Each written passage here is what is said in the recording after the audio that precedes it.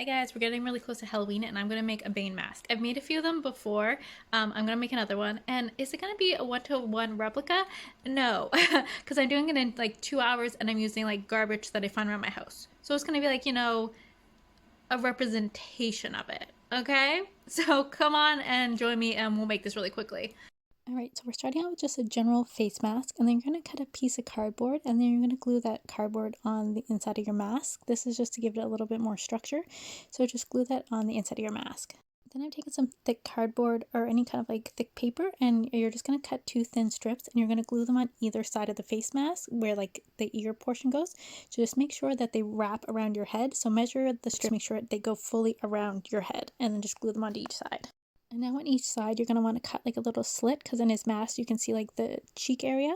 So just put it on and see where that would land on your face, and then just cut those out on either side, but just try it onto your face to see where it would sit. So mine cut out here. I ended up cutting it a little deeper towards like the center of the mask because when I started putting it together, it wasn't deep enough. So you can always fix that later. So then once we have that, I'm just going to use some straws. If you have bigger straws, that would be great. I only have these small ones, but first we're going to cut little tiny pieces of them. So little circular pieces, and we're going to put that almost as like the ventilation, and we're just going to glue those little tiny pieces on. Then we're going to take parts of the straw and we're just going to cut them into the shapes that make that like filtration section.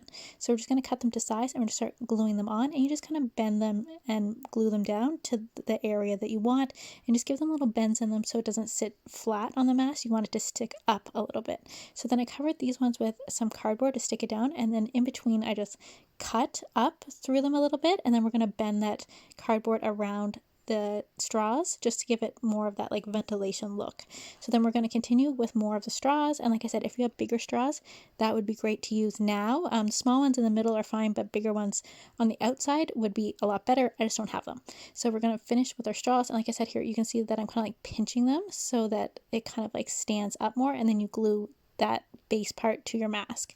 So then once we have that, we're going to end up putting another piece of cardboard up along the nose piece, and you want to make sure this measures all the way back to the back of your head and fits with the other long stripes that go like horizontal across your face.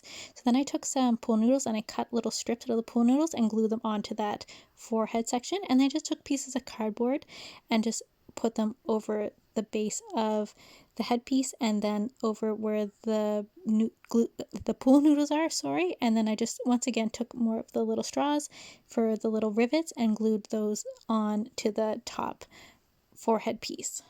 So then I just went in with a base coat of black and just painted everything black at first, and then we're going to go in with some gray and add a little detail. So just add gray to the parts that would be metal or like piping, and just add like little bits of detail. So add some white and some gray, and then after that we were going to find a way to attach it. There's a few things you could do. If you have Velcro, use Velcro. You can use string to tie together. I'm going to use a button, and then I'm going to use these small little hair elastics, but you can use bigger hair elastics to get it to tie together. So I'm going to use one button on one side and glue the button to one side, and then I'm going to have these little elastics attached to the end of the other pieces, the top of the headpiece and the base of the other side mouthpiece, so that they can link onto this button and attach, and it will fully wrap around your head and close. So now that's done, we're ready to try it on.